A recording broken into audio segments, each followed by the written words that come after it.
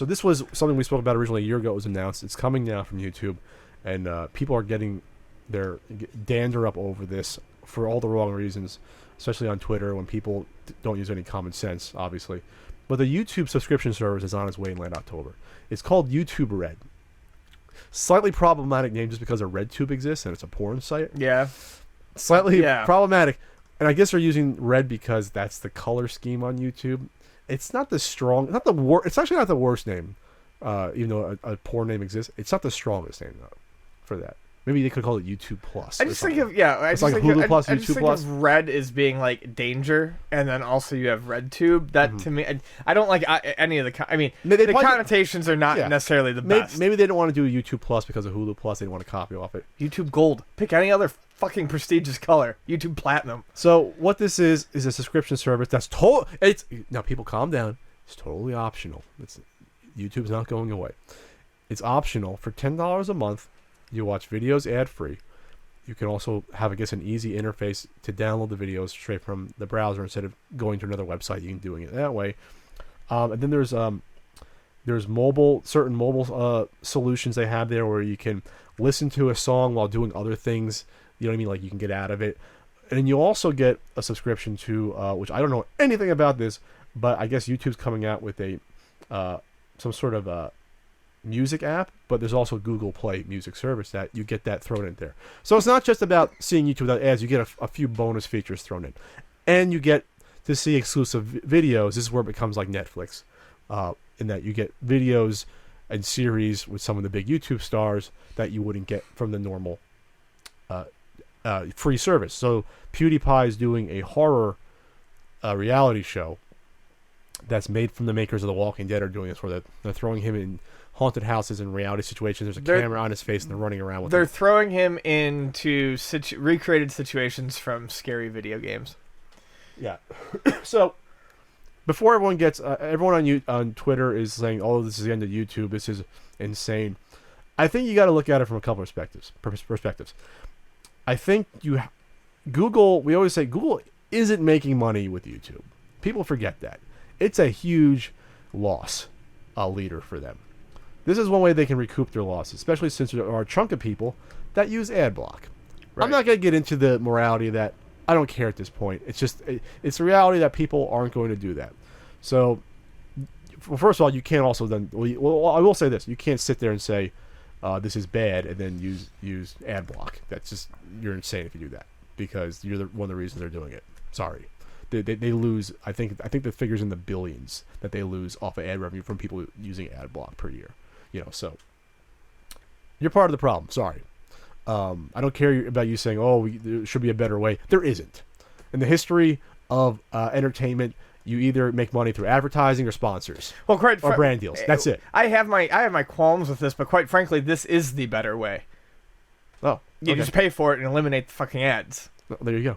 I mean, that seems pretty goddamn simple to me. So now, will it work or not? I always maintain that the price point for this had to be somewhere around $4.99, $5.99, because at $9.99, that's Netflix, or that's I think HBO Go is $9.99 and Hulu's $9.99. Amazon Prime is like around $9.99. So for that $9.99, when you're getting a Hulu Plus or you're getting Netflix, you're getting movies, entire movies, and exclusive quality content that you want to see. Yes. You want to see Daredevil Season 2. I want to see Longmire Season 5. Longmire's an excellent show. Check it out. These are things that I look forward to. Like, holy shit, this is coming. Jessica Jones is next month. I might check out that. I fail to see the draw. And we spoke about this months back, the draw of PewDiePie's show. Like, because you're already getting the content you want with PewDiePie's YouTube channel. Why risk that $9.99 to see something that's totally different than what he's doing on his daily show? That it's not in line with something like a Netflix, which is going out and doing these high quality, Daredevil shows that you couldn't necessarily do on network television easily. Yeah. That's to me where I think the disconnect is here from Google, and I think they're trying a little bit too hard. They probably could have just halved the price of it and kind of forget about the exclusive content, or make the exclusive content something a different tier. I think I remember speaking about having multiple tiers. Yes, the basic I don't think multiple tiers is a good idea whatsoever. I think Hulu has that now. Well, yes, but that's because Hulu started off with a shit tier, which was pay us for this, and we're still going to give you ads. Their second tier is finally doing it right. Sure. My thing with the YouTube Red is I think YouTube's grossly overvaluing its content. The exclusive content. The exclusive. Well, yes, it's exactly. It's exclusive content. People don't want ads. They use ad block. Like I said, whatever here and there. But if you don't want ads, paying to not get ads is fine. I mean, that's why people. I mean, that's why I pay for things like Netflix and Hulu Plus. But when you're paying, like you said, when you're paying $10 for YouTube Red and you're paying $10 for Hulu Plus or Netflix, and you compare them, are you getting a comparative value? And you're not, because all the stuff that you normally want to watch that you have that to you the viewer is tried and tested, you can already get for free, and you're already used to dealing with the ads. And if you really can't fucking handle them, you already know your way around them. What's not tested, or something that you know you're going to like, is their exclusive content, like you said, the PewDiePie stuff, which, do you really need more? I mean, and then what's going to stop people from ripping it and putting it somewhere else? Sure. I mean, this is an era where 10-year-olds know how to manage fucking 18 torrents at the same time. I just don't see something like that being enough of a draw to get people to pull another $10 out. Yeah, and plus, it's a cliche, but it's true. PewDiePie's audience skews very young. Yes. Or younger. They may not have the credit cards to pay $10 a month. If you're 15, you don't have that. You know, and that's the one you got to ask your parents' permission to do that. It's like $1,900 number in 1989. Not just that, they're used to content just being free, and that's the big thing about this. There will be some people that will buy this. They realize, oh, I should be supporting people that make quality entertainment. Right. So I will pay the $9.99 just to be ad free. It's convenient. Whatever. I'll throw a few shekels to Google's way, because they're giving a huge chunk of that. It's not all going to YouTube. It's going back. It's obviously going back to the creators too. A chunk of it. Right. Yeah. And I know people. We talked about this before. About Google figured out that this was a win for them. For the amount of ads you watch in a month is nowhere near $10 to Google individually. Yes. So as soon as you give them the $10, everyone wins. I win. You win. Google wins. Everyone wins, because you have to watch so many videos to make up that cost for it to be in your advantage. But it's a convenience factor, obviously, too. Then. Right. I mean, I do know people who watch YouTube like I would use Netflix, and for them it makes sense. The thing is, though, with all of these, that reminds me of a funny joke a person played on me at the convention. The thing is, with these things like Netflix and YouTube Red and Hulu and Amazon.